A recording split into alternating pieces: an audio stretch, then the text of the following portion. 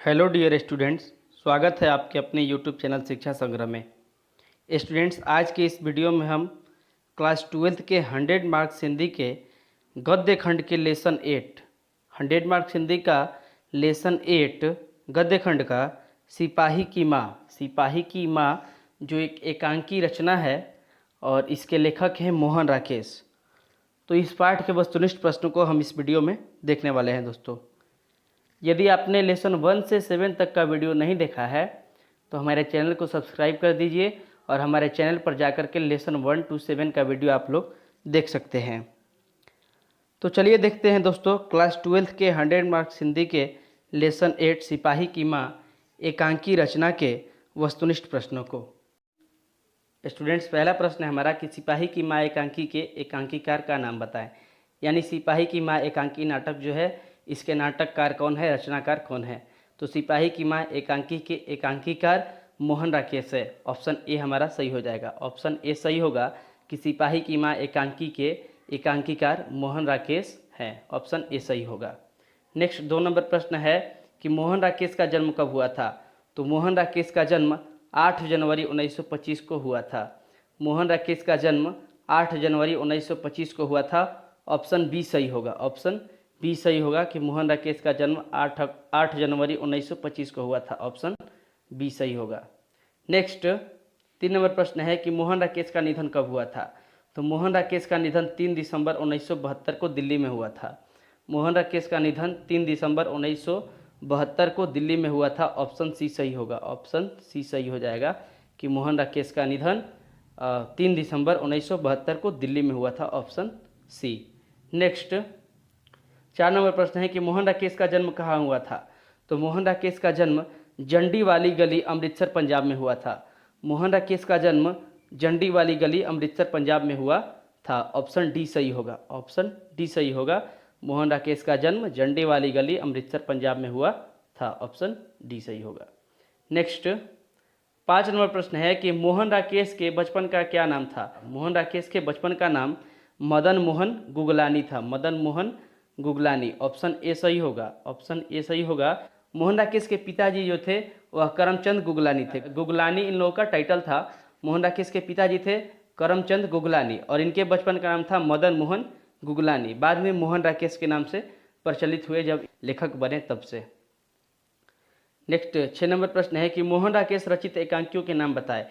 यानी मोहन राकेश ने जिन एकांकियों को लिखा है, जिन रचनाओं को लिखा है उसका नाम बताइए। उनके नाटक कौन कौन से हैं। देखिए यहाँ पर मोहन राकेश द्वारा रचित एकांकी है पैर तले की जमीन, अंडे के छिलके और अन्य एकांकी। ऑप्शन बी सही हो जाएगा।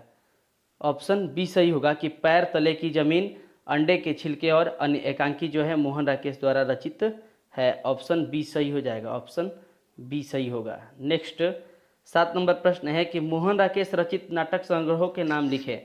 मोहन राकेश रचित नाटक संग्रहों के नाम लिखे। यानी मोहन राकेश के द्वारा कौन कौन से नाटक लिखे गए हैं। तो मोहन राकेश द्वारा रचित नाटक है इसमें से आषाढ़ का एक दिन, आधे अधूरे, लहरों के राजहंस, उपर्युक्त सभी। यानी कि सभी जो नाटक थे वह मोहन राकेश द्वारा रचित है।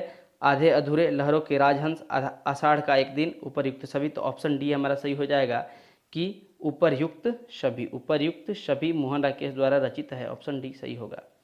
नेक्स्ट प्रश्न है कि मोहन राकेश कहानी संग्रहों के नाम लिखें। मोहन राकेश द्वारा रचित कहानी संग्रह कौन कौन से हैं उनका नाम लिखना है। तो इंसान के खंडहर, नए बादल, जानवर और जानवर, एक और जिंदगी, फौलाद का आकाश, वारिस, ये सभी कहानी संग्रहों के लेखक मोहन राकेश हैं। उपर्युक्त सभी। ऑप्शन डी हमारा सही हो जाएगा कि उपर्युक्त सभी। ऊपर जितनी भी कहानियाँ हैं, कहानी संग्रह है, वह मोहन राकेश द्वारा रचित है। ऑप्शन डी सही होगा। नेक्स्ट 9 नंबर प्रश्न है कि आखिरी चट्टान तक नामक यात्रा वृत्तांत किसने लिखा है। आखिरी चट्टान तक नामक यात्रा वृत्तांत यह मोहन राकेश का लिखा हुआ है। यह जो यात्रा वृत्तांत है यह मोहन राकेश के द्वारा लिखा है कि आखिरी चट्टान तक नामक वृत्तांत मोहन राकेश ने लिखा है। ऑप्शन ए हमारा सही हो जाएगा। ऑप्शन ए सही होगा। 9 नंबर प्रश्न है कि मुन्नी डाकगाड़ी के पीछे क्यों जाती है। देखिए मुन्नी कहानी के पात्र है। मानक जो सिपाही बनकर के और बर्मा में द्वितीय विश्व युद्ध में भाग लिए हैं। पैसा कमाने के उद्देश्य से गए हैं बर्मा में युद्ध के लिए कि जो पैसा मिलेगा उससे अपनी बहन की हाथवेली करेंगे, बहन की शादी करेंगे। यहाँ पर माता और मुन्नी इंतजार कर रही है। तो मुन्नी डाकगाड़ी के पीछे किस लिए जाती है, क्यों जाती है। तो चिट्ठी लेने के लिए मुन्नी डाकगाड़ी के पीछे जाती है। ऑप्शन डी सही हो जाएगा कि मुन्नी डाकगाड़ी के पीछे जो है चिट्ठी लेने के लिए जाती है। ऑप्शन डी सही होगा। नेक्स्ट 11 नंबर प्रश्न है कि मुन्नी अपने भैया की चिट्ठी किस दिन आने की बात कहती है। देखिए, मुन्नी जिस दिन डाकिया आता है दौड़ करके जाती है, चिट्ठी माँ पूछती है कि चिट्ठी आया है मानक का, तो कहती है कि नहीं, तो बोलती है कि ना जाने क्यों इतना दिन से चिट्ठी नहीं लिख रहा है, 15 दिन पर तो चिट्ठी लिखा करता था, 15 दिनों बाद उसकी चिट्ठी आती थी, लेकिन अभी नहीं लिख रहा है, क्या पता क्या बात है।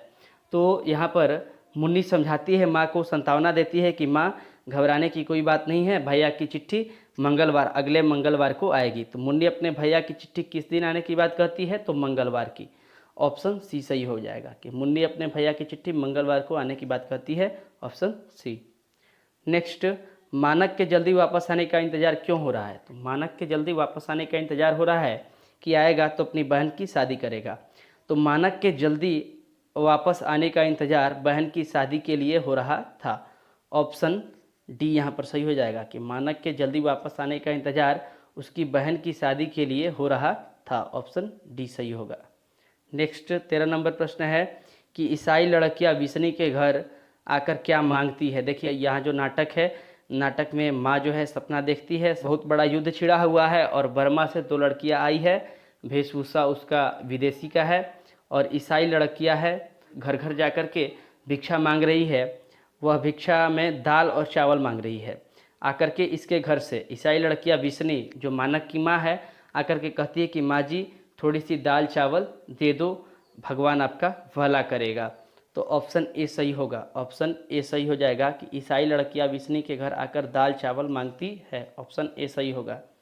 नेक्स्ट 14 नंबर प्रश्न है कि 13 दिन तक हम लोग भूखे प्यासे जंगली रास्ते में चलते रहे हैं। 13 दिन तक हम लोग भूखे प्यासे जंगली रास्ते में चलते रहे हैं, किसने कहा। देखिए, जो वेशभूषा से विदेशी लग रही है और वर्मा रंगून से आई है जो लड़कियां, 2 लड़कियां ईसाई लड़कियां, वही कह रही है कि माँ जी हम लोग 13 दिन तक भूखे प्यासे जंगली रास्ते से चल करके भाग करके चले आए हैं आपके मुल्क में, हमें दाल चावल दे दीजिए। जो लड़कियां मांगती है दाल चावल, वही तो वह ईसाई लड़की थी। ईसाई लड़की कौन कहती है, ईसाई लड़की कहती है कि 13 दिन तक हम लोग भूखे प्यासे जंगली रास्तों में चलते रहे हैं, किसने कहा, तो ईसाई लड़की ने कहा। ऑप्शन बी सही होगा। नेक्स्ट 15 नंबर प्रश्न है कि तारों के कड़े किस चीज़ के बने हैं। तो तारों के कड़े मोती के बने हैं। तारों के कड़े मोती के बने हैं। तारों जो है वह मुन्नी की सहेली है और इसके हाथ के पहनने के लिए कड़े हैं। मुन्नी भी इंतजार कर रही है कि मेरे भैया आएंगे, मानक आएंगे तो मेरे लिए भी हाथ में पहनने के लिए कड़े लाएंगे। प्रश्न है कि तारों के कड़े किस चीज़ के बने हैं, तो तारों के कड़े मोती के बने हैं। ऑप्शन ए सही हो जाएगा। ऑप्शन ए सही होगा। नेक्स्ट 16 नंबर प्रश्न है कि मानक विष्णु से दूध की जगह क्या मांगता है। विष्णु जो मानक की माँ है उसे सपना आया है और सपने में मानक उसकी गोद में आकर बैठा है, खून से लथपथ है, घायल अवस्था में है और आकर के माँ से पानी मांग रहा है। तो मानक विष्णु से दूध की जगह क्या मांगता है, तो पानी मांगता है। ऑप्शन बी सही हो जाएगा। ऑप्शन बी सही होगा कि मानक विष्णु से दूध की जगह पानी मांगता है। नेक्स्ट 17 नंबर प्रश्न है कि मानक किस युद्ध में सिपाही बनकर लड़ने गया था। तो मानक द्वितीय विश्व युद्ध में सिपाही बनकर लड़ने गया था कि द्वितीय विश्व युद्ध लड़ूंगा सिपाही बनकर के तो कुछ पैसा मिलेगा और उस पैसे से अपनी बहन की शादी करूंगा।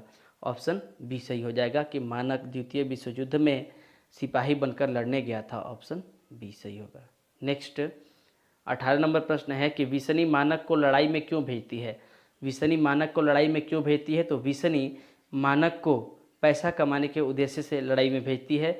विष्णु मानक की माँ है और कहती है कि बेटा तू ही कमाने वाला है, घर में लड़ाई लगी है, जाकर के द्वितीय विश्व युद्ध में भाग ले ले, तो वहाँ से जो कुछ पैसा कमाएगा उसके बाद न जाना। जब बहन की शादी हो जाए पैसा कमा लोगे तो उसके बाद भले ही मत जाना नौकरी करने के लिए सेना में, लेकिन अभी जा, अपनी बहन की शादी कराना है तुम्हें।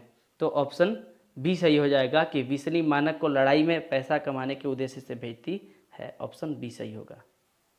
नेक्स्ट 19 नंबर प्रश्न है कि आषाढ़ का एक दिन किसकी रचना है। तो आषाढ़ का एक दिन मोहन राकेश की रचना है। आषाढ़ का एक दिन मोहन राकेश की रचना है। ऑप्शन सी सही हो जाएगा।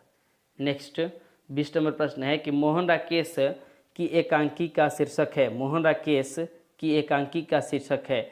मोहन राकेश जो एकांकी रचना लिखे हैं वह कौन सा शीर्षक है, तो सिपाही की माँ। पाठ्य पुस्तक में हमारे लेसन 8 सिपाही की माँ मोहन राकेश द्वारा रचित शीर्षक है। ऑप्शन बी सही हो जाएगा, ऑप्शन बी। नेक्स्ट 21 नंबर प्रश्न है कि मोहन राकेश ने हिंदी में एमए कहाँ से किया। मोहन राकेश हिंदी में एमए कहाँ से किए थे, तो oriental college Jalandhar, oriental college Jalandhar. Option A सही हो जाएगा कि मोहन राकेश ने हिंदी में एमए ओरिएंटल कॉलेज जालंधर से किया। ऑप्शन ए सही होगा। नेक्स्ट 22 नंबर प्रश्न है कि निम्नलिखित में विष्णु की पड़ोसी कौन है। निम्नलिखित में विष्णु की पड़ोसी कौन है। विष्णु मुन्नी और मानक की माँ है और बैठकर के चरखे पर सूत काट रही है, तब तक आती है उसकी पड़ोसिन कुंती, उसकी कुंती पड़ोसिन है। ऑप्शन सी सही हो जाएगा, ऑप्शन सी। नेक्स्ट 23 नंबर प्रश्न है कि कौन कहता है मैं इसकी लाश ले जाकर चील और कौवों के आगे डाल दूंगा। कौन कहता है मैं इसकी लाश ले जाकर के चील और कौवों के आगे डाल दूंगा। सिपाही। देखिए, जो दूसरे मुल्क का सिपाही है, जो मानक का दुश्मन है, सपने में आकर के माँ से कहता है। जब मानक आकर के माँ के गोद में बैठा है तो उस पर बंदूक तान करके एक दूसरे मुल्क का सिपाही खड़ा है, कह रहा है कि यह मेरा दुश्मन है, मैं इसे मार करके और इसके लाश को चील और कौवों के आगे डाल दूंगा। ऑप्शन बी सही हो जाएगा कि सिपाही कहता है, सिपाही। ऑप्शन बी सही हो जाएगा। कौन कहता है मैं इसकी लाश ले जाकर के कौवों के आगे डाल दूंगा, तो सिपाही कहता है। नेक्स्ट 24 नंबर प्रश्न है कि मुन्नी और मानक की माँ का नाम है। आपको हमने कहानी में बार बार रिपीट किया है कि मानक और मुन्नी की माँ जो है वह विष्णु है। मानक और मुन्नी की माँ विष्णु है। ऑप्शन डी सही हो जाएगा, मानक और मुन्नी की माँ विष्णु है। नेक्स्ट 25 नंबर प्रश्न है कि सिपाही की माँ एकांकी के अनुसार लड़ाई कहाँ हो रही है। सिपाही की माँ एकांकी के अनुसार लड़ाई कहाँ हो रही है। एकांकी नाटक जो है, तो सिपाही की माँ एकांकी नाटक के अनुसार लड़ाई वर्मा में हो रही है। वर्मा में लड़ाई चल रही है वहाँ पर जाकर के, और मानक जो है सिपाही में भर्ती होकर के वहाँ पर लड़ाई लड़ रहा है। ऑप्शन बी सही हो जाएगा कि सिपाही की माँ एकांकी के अनुसार लड़ाई वर्मा में हो रही है। नेक्स्ट 26 नंबर प्रश्न है कि सिपाही की माँ कौन है। सिपाही की माँ कौन है, तो सिपाही की माँ विष्णु है। ऑप्शन बी सही हो जाएगा, सिपाही की माँ विष्णु है। Option B. नेक्स्ट 27 नंबर और अंतिम प्रश्न है कि सिपाही की माँ एकांकी में कुंती कौन है। सिपाही की माँ एकांकी में कुंती कौन है, तो देखिए सिपाही की माँ विष्णु जो है अपने आंगन में बैठ कर के और चरखे पर सूत काट रही है। तब तक डाकिया आया है कि मुन्नी दौड़ करके डाक गाड़ी के पीछे जाती है और डाक गाड़ी के पीछे जा कर के पूछती है डाकिया से कि डाकिया भैया, मेरे भैया का चिट्ठी आया है। तो बोलता है कि नहीं। उदास उधर से लौटती है तो माँ कहती है कि चिट्ठी भेजा है मानक ने, तो कहती है कि नहीं। तो बोलती है कि न जाने क्यों चिट्ठी नहीं लिख रहा है। 15 दिनों में उसकी चिट्ठी आ जाती है और अब की बहुत दिनों से नहीं आ रही है। तो वहीं पर मुन्नी समझाती है कि माँ अगले मंगलवार को भैया की चिट्ठी जरूर आएगी। कहती है कि मंगलवार को भैया की चिट्ठी आएगी। यही सुन करके और पड़ोसन कुंती जो है आ जाती है आंगन में। तब जब देखती है विष्णु की कुंती पड़ोसिन आ गई तो वह अपने काम धंधे बंद कर देती है, चरखे पर से हट जाती है और आकर के उससे बात कर रही है। तो सिपाही की माँ एकांकी में कुंती कौन है, तो पड़ोसिन है, पड़ोसिन है। ऑप्शन सी सही हो जाएगा। तो दोस्तों ऐसे ही और वीडियोज पाने के लिए आप हमारे चैनल को सब्सक्राइब कर दीजिए, वीडियो को लाइक कर दीजिए, कमेंट कर दीजिए और जितना हो सके अपने दोस्तों के साथ शेयर कर दीजिए ताकि वे भी इस लॉकडाउन में पढ़ाई कर सके। तो दोस्तों मिलते हैं ऐसे ही अगली वीडियोज़ में, तब तक के लिए बाय एंड टेक केयर।